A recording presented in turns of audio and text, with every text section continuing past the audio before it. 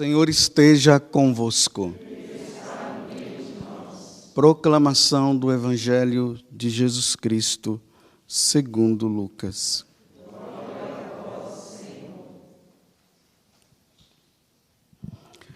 Naquele tempo, milhares de pessoas se reuniram a ponto de uns pisarem os outros. Jesus começou a falar primeiro a seus discípulos: tomai cuidado com o fermento dos fariseus, que é a hipocrisia.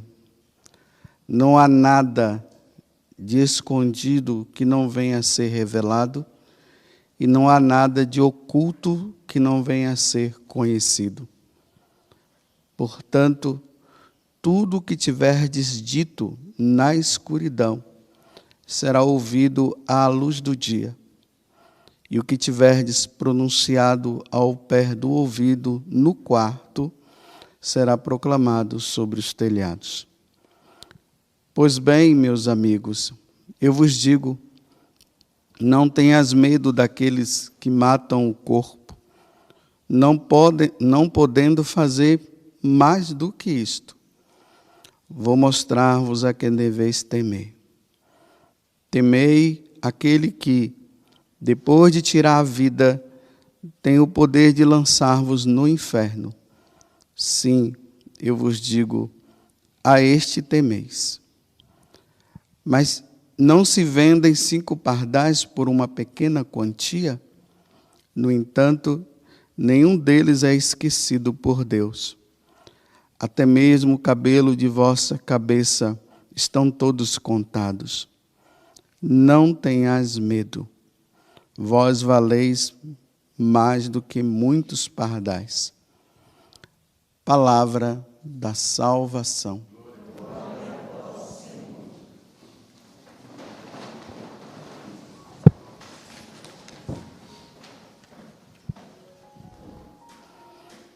Essa caminhada que nós fazemos com o Evangelho de São Lucas durante a semana, porque no domingo o Evangelho que está sendo lido é o de São Marcos.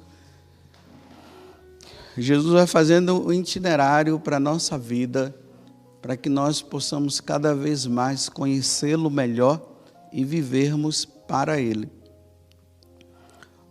Ontem, esses 3 dias passados, ele estava ali na casa de um fariseu, num jantar, e Jesus começou a falar severamente para os fariseus que eles deveriam, no caso, mudar de vida, porque a vida que eles estavam levando não era uma vida correta.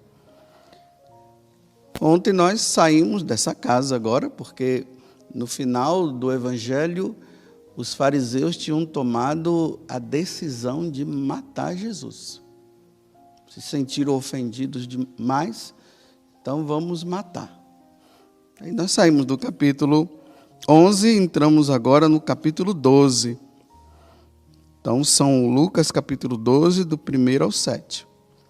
Aí fala que uma multidão estava atrás de Jesus e ele, de forma ali bem discreta, ele olhou para os discípulos e começou a falar para os discípulos.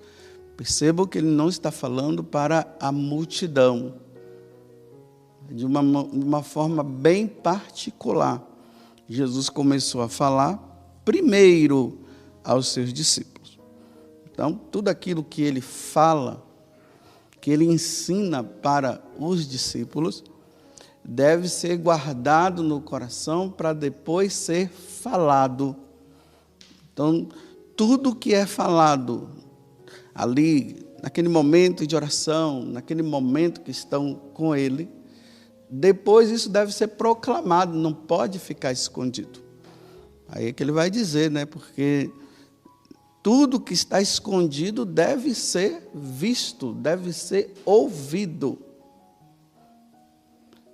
Aí depois ele fala uma coisa, diante daquilo que já está prestes para acontecer na vida dele, que é a morte dele. Vocês veem que eu estou sempre relembrando que tudo começou ali no capítulo 9, versículo 51. Jesus, percebendo que tinha chegado a hora dele passar deste mundo para o outro, dele sair desse mundo para ir ao encontro do Pai, ele tomou a decisão e foi para Jerusalém. Agora ele está lá em Jerusalém, está ali nas mediações. E agora os homens estão dizendo que vão matá-lo. Então agora ele olha para os discípulos e diz assim: pois bem, meus amigos, eu vos digo, não tenhas medo daqueles que matam o corpo. Olha, ele toma a decisão, sabia que estava chegando a hora dele morrer. Os fariseus e doutores da lei agora já estão também com a decisão de matá-lo. Então ele está correndo perigo agora. A qualquer momento ele poderá ser morto. Então ele leva os discípulos a entenderem que eles não devem ter medo da morte. É isso que ele está dizendo. Não tenham medo daqueles que matam o corpo, não podendo fazer mais do que isto. Olha só, uma coisa tão simples, né, que ele está dizendo, mas muito complicada ao mesmo tempo. A única coisa que eles podem fazer é matar. E vejam só, ele não está dizendo que os discípulos seriam protegidos ao ponto de que, olha, não tenham medo daqueles que vão querer te matar. Fiquem tranquilos, eu vou mandar os anjos ao seu redor e vocês serão protegidos e vocês não vão morrer. Não, ele está dizendo que vai morrer. O seguidor de Jesus vai passar por essa situação de perseguição ao ponto de matarem, eliminarem. Eliminarem por quê? Está dando problema. As leis civis estão dizendo isso, é assim que deve fazer, que deve viver. E os cristãos, né, como são contrários, então a melhor forma de resolver essa situação é como? Eliminando. Então mata. Aí está dizendo, não fiquem com medo, não. A única coisa que eles podem fazer é matar.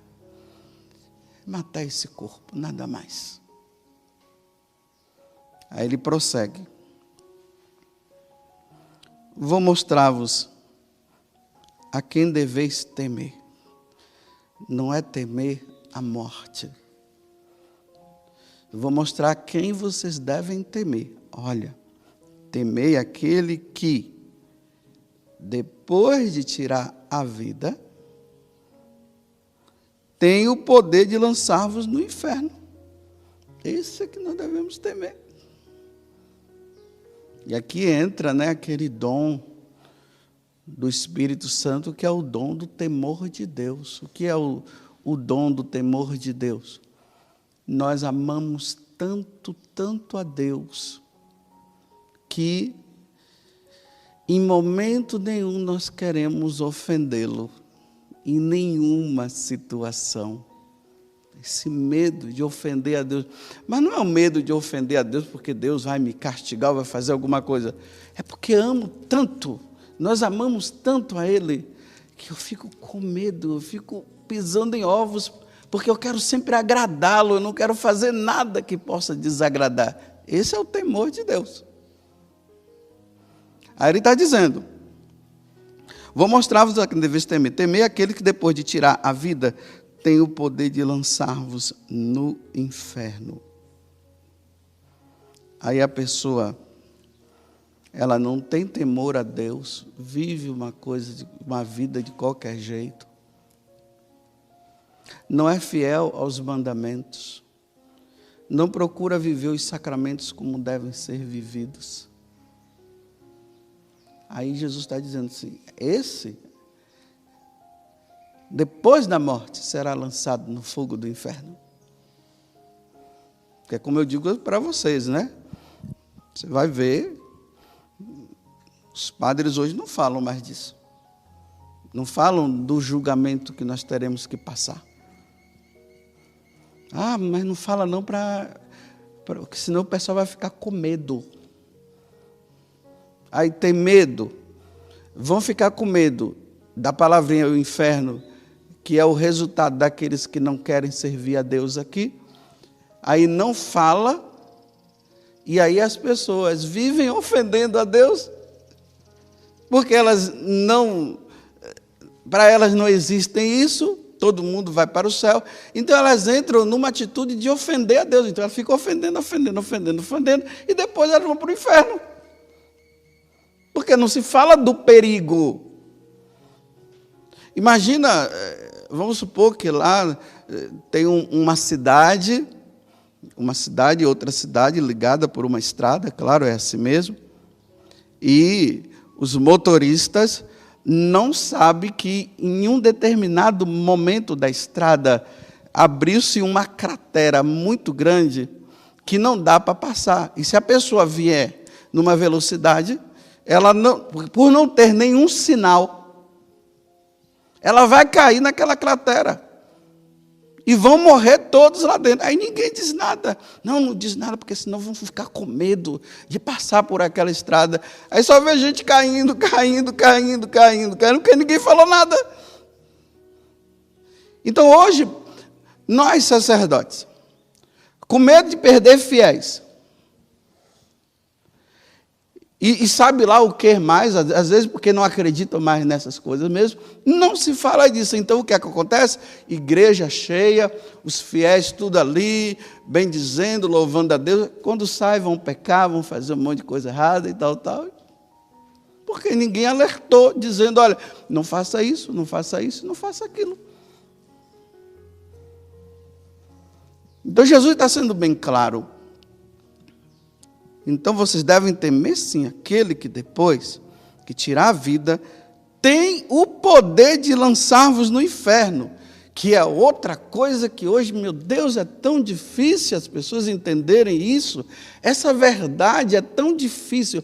Satanás conseguiu inventar tanta mentira que as pessoas hoje chegaram ao ponto de entender que a justiça divina não existe.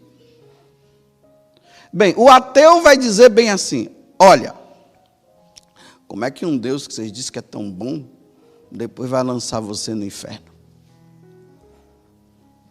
Aí os cristãos dizem assim, não, realmente Deus é tão bom que Ele não vai nos lançar lá. E aí, baderna, orgia, diz ser seguidor de Jesus, mas numa vida errada. É assim que nós estamos. Não acredite, não fique muito iludido com igreja cheia, não, viu? Essa ilusão de igreja cheia. Nossa, aquela igreja lá tão cheia. Está cheia. Muita gente. Apinhado de gente. Mas e aí? Estão levando uma vida santa? Ou estão só indo lá para receber cura, libertação, disso e daquilo, receber um grande milagre, que está prometendo milagre, a pessoa vai, recebe milagre e começa na vida sem vergonha. Não muda. Então está difícil hoje entender isso. É misericórdia, é amor e misericórdia, Deus é bom, Deus é maravilhoso, Deus ama você do jeito que você é, Ele é da vitória, Ele é poderoso, Ele é tudo, mas ninguém diz assim, parem de ofender a Deus, como Nossa Senhora falou em Fátima. Não se fala isso. Pare de ofender a Deus.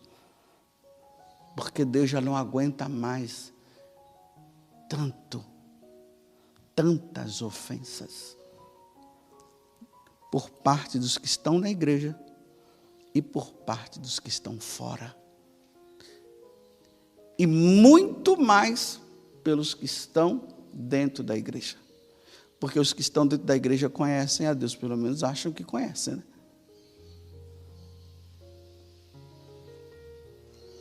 Só que, vejam só,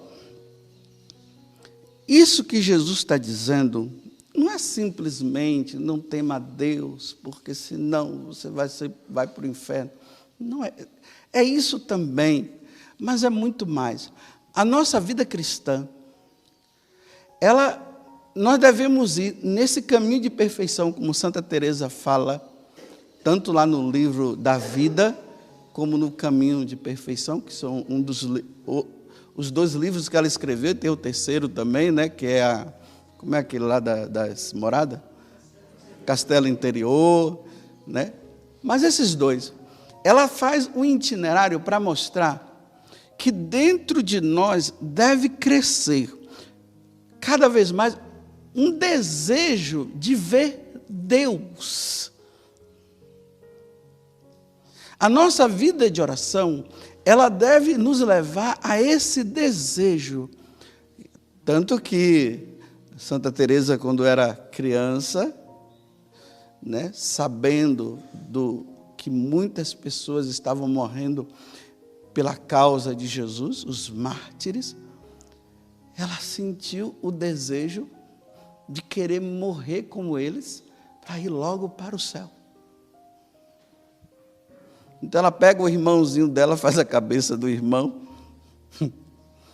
e diz: vamos lá para nós, porque nós queremos, eu quero ver Deus, vamos lá para a gente ver Deus e tal. Então os 2 saem, aí depois um tio encontra e diz: o que é que vocês estão indo para onde? Volta para casa. Aí voltaram para casa. Mas dentro dela, já na fase de criança, porque ela foi bem educada na lei de Deus, nas coisas de Deus. Se os pais dão Deus, os filhos vão querer Deus. Mas ficar dando um monte de coisa por aí, não vai querer Deus, né? Vai querer as coisas. Então eu quero ver Deus. É isso que a vida de oração nossa deve nos levar. Eu quero ver Deus. Eu não tenho outro desejo aqui na terra a não ser esse: ver Deus. Ver Deus, estar com Ele. Isso é o caminho de perfeição. Não é simplesmente para chegar ao estágio da 7ª morada, né? Nossa, aquele daria da 7ª morada. Né? Tem que chegar na 8ª. A 8ª é a visão beatífica. É morar com Ele, é estar com Ele. Não é esse caminho de santidade para viver aqui na terra, as levitações da vida, e vai de um lado para o outro, voando por aí. Não, não é isso. Isso é pouco ainda. É preciso desejar mais, muito mais, é Deus. Então, nós precisamos chegar a um estágio de desejo de Deus tão grande que para nós, se forem nos matar, é um bem maior que está fazendo. Pode matar, agora eu vou ver Deus. É assim que os mártires iam. Mas enquanto nós vivemos uma espiritualidade voltada apenas para esse mundo, servir a Deus aqui, querer Deus, viver com Ele, e Deus fazendo prodígios e maravilhas, e todo mundo se alegrando, batendo palmas, nós não vamos querer estar com Deus na vida eterna. Você quer ver? Se uma pessoa, ela já entrou num grau de santidade e de desejo de Deus, é se você perguntar para ela assim: qual é o seu maior desejo? Qual é o seu sonho? Ela diz, se ela tiver num grau de santidade, de entendimento de quem é Deus, ela vai dizer: o meu maior desejo é que Deus me levasse agora para eu estar com Ele. Se você ainda não chegou nesse grau, meu filho, você ainda está num ritmo muito pequeno. Não chegou ainda não. Se você chegar lá no Carmelo e perguntar para uma carmelita: e aí, se Deus, qual é o seu maior desejo? Ela dizer: eu quero ver Deus. Eu já demorei demais nessa terra. Eu quero estar com Ele. Essa carmelita já está na 8ª morada, não é na 7ª. Mas não, eu ainda tenho que rezar muito, tenho que oferecer muito sacrifício pela igreja e tal. E não entender, ainda não chegou. Santa Teresa levou mais de 19 anos para chegar a esse ponto. Ali rezando, meditando, contemplando, até que ela teve aquela conversão dela, né? Olha, já era meio convertida, né? Já era uma mulher de Deus, não viveu uma vida mundana. Por isso que a igreja coloca virgem e doutora da igreja. Não viveu uma vida desregrada, não experimentou, entre aspas, o mundo como nós vemos o mundo hoje. Mas lá dentro do Carmelo ainda precisou passar por uma outra conversão. Aí, a partir dessa conversão, quando ela vê Jesus flagelado, aí ela começa a chorar desesperadamente. Tu me amas de uma forma grandiosa e eu só te ofendo, meu Deus. O que eu posso fazer para te amar mais? Olha só. E aí começa essa vida dela de sacrifício, de reforma do Carmelo, e o desejo cada vez mais de querer Deus, assim. Se você chegar para um padre e falar a mesma coisa, padre, o senhor desejaria, se Jesus pedisse para o senhor morrer, o senhor ir ao encontro dele hoje, o que é que você iria dizer? Ah, se ele dizer, vamos parar com isso, vira a boca, essa boca para maré de vazante, não entendeu nada. Ele ainda não é um sacerdote segundo o coração de Deus e de Nossa Senhora. Ele ainda está voltado para esse mundo. Ele ainda está apegado. Agora, vejam só, como é difícil para um casal que já tem os seus filhos, querer ir para o céu logo. É difícil. Aí a Paula já balançou aqui a cabeça, dizendo, confirmando. Por quê? Os filhos. Tem as filhas. Tem o esposo, tem a esposa. Deixar o meu esposo? Agora não. Deixar os meus filhos? Não, eu quero ver. Eu não só quero ver os meus filhos crescerem, eu quero ver os meus netos. Aí aqueles que ainda estão mais apegados, eu quero ver os meus bisnetos. E os que estão mais apegados, os tataranetos. Não me leva, não, eu quero ver, aí vai, né? Por causa desse vínculo afetivo que existe entre um e outro. Agora, deveria ser assim, como a mulher lá do livro dos Macabeus. Vai, meus filhos, daqui a pouco nós nos encontraremos lá. Ela eleva o desejo de estar com os filhos, mas não aqui na terra, no céu, na eternidade. Mas como é difícil? Para Santa Teresa era fácil, ela queria ver Deus. Não era casada, não tinha filhos, não tinha esposo. Aí no final da vida dela, olha só como é que é. Para vocês entenderem isso, né? É porque eu estou querendo que vocês entendam essa passagem do Evangelho, não simplesmente na questão do martírio. O medo, não tenha medo daquele que pode matar o seu corpo. Não, é no sentido de, esse mundo não existe nada mais que me apegue. A única coisa que eu quero é ver Deus, é estar com Ele. Então, podem matar. Vocês entenderam? Esse desejo é um desejo. Aí, na hora que ela está prestes a morrer com 67 anos, e eu tenho uma certeza interior que eu não vou chegar aos 70, não. Eu não vou chegar, eu acho, mas pode ser coisa da minha cabeça. Já estou com 55, então falta 15 anos. E eu estou louco para chegar a essa hora. O que é que pode me apegar mais aqui? A canção nova? A canção nova. Me apegar a canção nova. A vocês que moram aqui, que nada. Eu quero ver Deus. Vocês já estão enjoados. Esse desejo.